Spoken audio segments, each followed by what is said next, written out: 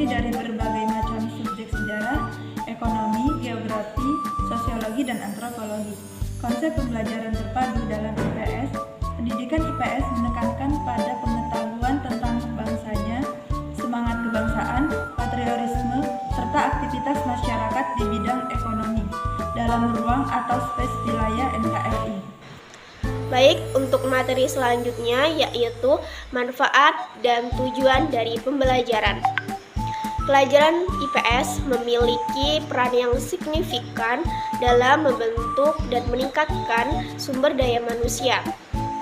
Manusia yang merupakan makhluk sosial membutuhkan bekal pengetahuan mengenai harkat dan martabat serta tata cara berinteraksi antara sesama makhluk sosial lainnya. Untuk yang pertama yaitu membekali siswa kemampuan berkomunikasi dengan masyarakat untuk berbagai ilmu dan keahlian mereka. Dan yang kedua, membekali mengenai kesadaran sikap mental yang positif dan keterampilan untuk berkontribusi di masyarakat kelak. Dan yang ketiga yaitu pelajaran IPS membekali siswa pengetahuan sosial yang nantinya bisa diterapkan dalam kehidupan bermasyarakat kelak. Dan untuk yang keempat, melatih dan membentuk jiwa sosial kepada siswa. Dan untuk yang kelima, memberikan bekal kepada siswa kemampuan untuk mengembangkan pengetahuan sesuai perkembangan kehidupan masyarakat, ilmu pengetahuan, dan teknologi. Untuk yang terakhir yaitu mempelajari IPS membantu siswa untuk mengetahui cara berinteraksi dengan orang sekitar, baik itu interaksi dalam kelompok kecil maupun kelompok besar.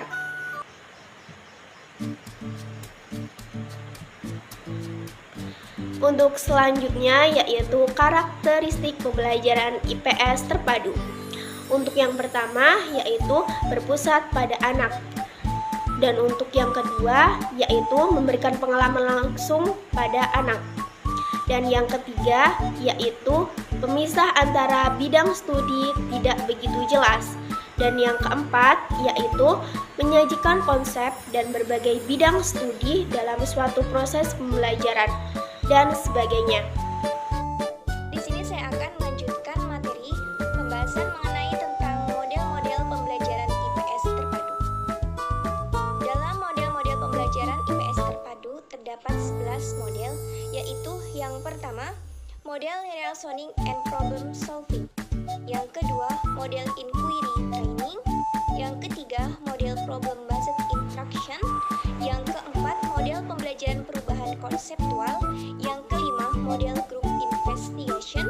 Yang keenam, model pembelajaran VCT atau volume clarification technique. Yang ketujuh, pendekatan sains teknologi masyarakat atau STM. Yang kedelapan, model portofolio. Yang kesembilan, pembelajaran kontekstual. Yang ke-10, model inquiry sosial. Dan yang terakhir atau yang ke-11, model pembelajaran pengambilan keputusan. Materi selanjutnya yaitu prinsip perencanaan pembelajaran IPS terpadu. Terdapat 5 prinsip dalam perencanaan pembelajaran IPS terpadu. Yang pertama yaitu substansi materi diangkat dari konsep-konsep kunci yang terkandung dalam aspek-aspek perkembangan terkait. Yang kedua, antar konsep kunci yang dimaksud memiliki keterkaitan makna dan fungsi, yang apabila diramu ke dalam satu konteks tertentu, peristiwa, isu, masalah, atau tema masih memiliki makna asal. Selain itu, memiliki makna yang berkembang dalam konteks yang dimaksud. Yang ketiga, aktivitas belajar yang dirancang dalam pembelajaran terpadu yang mencakup aspek-aspek perkembangan anak. Yang keempat, pengembangan pembelajaran terpadu dapat mengambil suatu topik dari suatu cabang ilmu tertentu, kemudian dilengkapi, dibahas, diperluas, dan diperdalam dengan cabang-cabang ilmu lain. Dan yang kelima, tema dapat dikembangkan dari isu, peristiwa, dan permasalahan yang berkembang. itulah materi yang saya sampaikan. Selanjutnya, pembahasan materi akan disampaikan oleh rekan saya. Baik, di sini saya akan melanjutkan materi infographics Make Your ID Understandable, yaitu yang pertama berpusat pada siswa, yang kedua pemberian pengalaman langsung kepada siswa, 3 pemisahan antar bidang studi atau mata pelajaran tidak begitu jelas, yang keempat bersifat luas, 5 menyajikan konsep dari berbagai bidang studi atau mata pelajaran dalam suatu proses pembelajaran, 6 hasil pembelajaran dapat berkembang sesuai dengan minat dan kebutuhan siswa. Selanjutnya, hakikat pembelajaran terpadu, pendekatan dari teori pembelajaran yang menolak drill system sebagai dasar pembentukan pengetahuan dan struktur intelektual anak.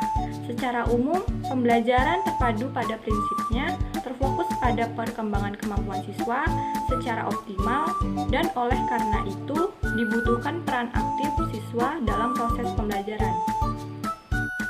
Ini saya akan melanjutkan materi sebelumnya, yaitu mengenai ruang lingkup, landasan dan pendekatan pembelajaran IPS terpadu.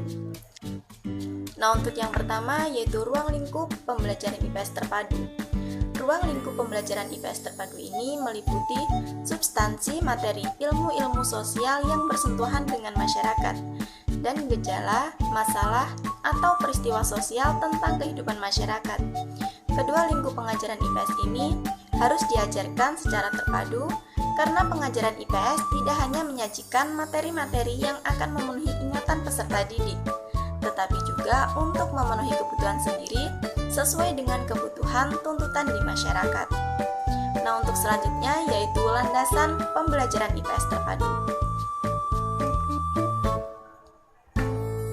Landasan pembelajaran IPS terpadu ini mencangkup ada landasan filosofis, landasan ideologis, landasan sosiologis, landasan antropologis, landasan kemanusiaan, landasan politis, dan landasan religius.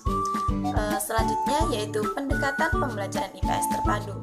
Pendekatan pembelajaran IPS terpadu ini mencangkup pendekatan konstekstual, pendekatan konstruktivisme, pendekatan deduktif, pendekatan induktif, dan pendekatan pemecahan masalah. Sini akan melanjutkan pembahasan materi dari pemateri sebelumnya, yaitu tentang kelebihan pembelajaran IPS terpadu. Yang pertama yaitu pengalaman dan kegiatan belajar peserta didik akan selalu relevan dengan tingkat perkembangan anak. Kemudian yang kedua, kegiatan yang dipilih dapat disesuaikan dengan minat dan kebutuhan peserta didik. Kemudian yang ketiga, seluruh kegiatan belajar lebih bermakna bagi peserta didik sehingga hasil belajar akan dapat bertahan lebih lama. Kemudian, pembelajaran terpadu dapat menumbuh kembangkan keterampilan berpikir dan sosial peserta didik. Kemudian, yang terakhir, pembelajaran terpadu menyajikan kegiatan yang bersifat pragmatis dengan permasalahan yang sering ditemui.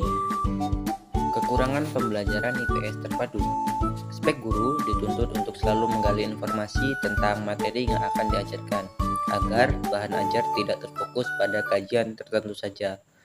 Tanpa kondisi ini, pembelajaran terpadu akan sulit untuk terwujud.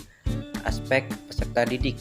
Model pembelajaran terpadu menekankan pada kemampuan analitik, asosiatif, eksploratif, dan elaboratif. Bila kondisi ini tidak terpenuhi, maka pembelajaran juga akan sangat sulit untuk dilakukan.